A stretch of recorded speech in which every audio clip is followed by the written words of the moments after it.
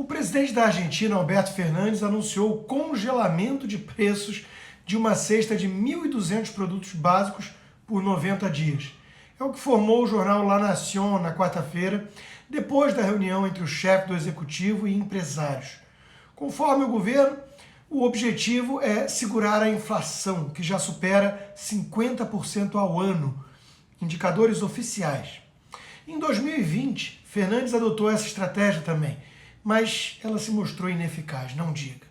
A Argentina já se valeu do congelamento de preços em pelo menos 7 momentos de alta inflação desde 1952. Nenhum resolveu o problema. A tentativa mais recente ocorreu no ano passado, quando os peronistas congelaram os preços de 23 mil produtos como meio de amortecer os impactos da pandemia de coronavírus.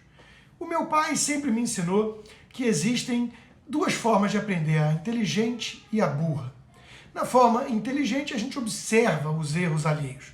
Na forma burra, aprendemos na marra com os nossos próprios erros.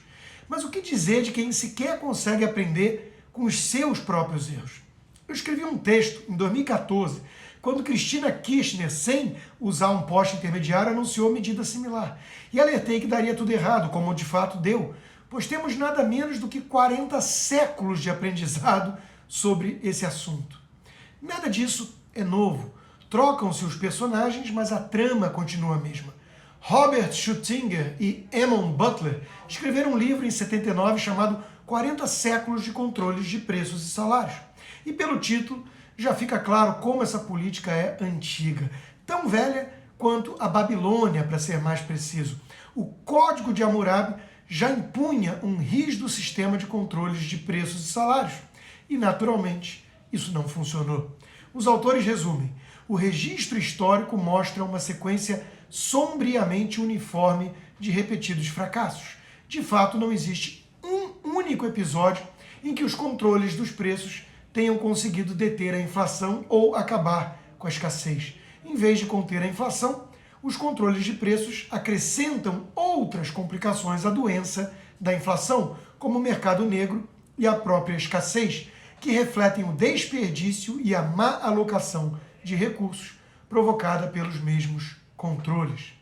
A razão para o fracasso é clara: os controles de preços não atacam a verdadeira causa da inflação, que é o aumento dos meios de pagamento superior ao aumento da produtividade. O governo argentino insiste nesse erro. Pretende evitar o aumento da inflação, decretando o controle de preços e punindo os especuladores. Não se brinca impunemente com preços de mercado, é como quebrar termômetro para curar a febre. Outro grave problema do controle de preços é que sabemos onde ele começa, mas nunca onde termina. O economista austríaco Ludwig von Mises descreveu a desagradável experiência alemã. Nos seus esforços para fazer funcionar o sistema de controle de preços, as autoridades ampliaram passo a passo a gama de mercadorias sujeitas ao controle de preços. Um após o outro, os setores da economia passaram a ser centralizados, sendo colocados sob a administração de um comissário do governo. O controle de determinado preço gera consequências indesejadas e novos controles são demandados para atacar os novos problemas que surgem. Algo como aqueles desenhos animados antigos em que o personagem tentava conter o vazamento de água na parede, tampando um buraco após o outro, mas logo apareciam inúmeros outros buracos, levando ao desespero. A minha conclusão em 2014 continua perfeitamente válida para esse ano de 2021. Na verdade, reforçando a mensagem, seria bem mais inteligente atacar a raiz do problema, a saber, as finanças públicas fora do controle, a taxa de juros abaixo da inflação, o excesso de intervencionismo no mercado, etc. Infelizmente, a Argentina escolhe o caminho da desgraça anunciada. Quem não aprendeu uma lição de 4.000 anos, não aprendeu nada mesmo.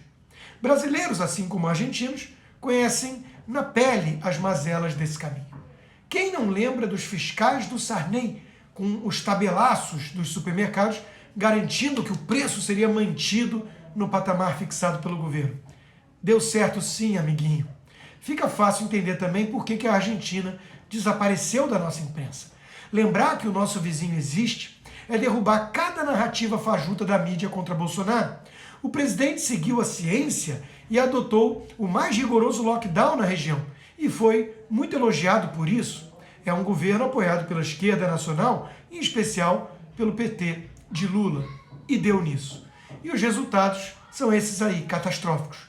Como então acusar Bolsonaro por cada problema brasileiro, tendo de lidar com a situação infinitamente pior em todos os aspectos, bem ao lado?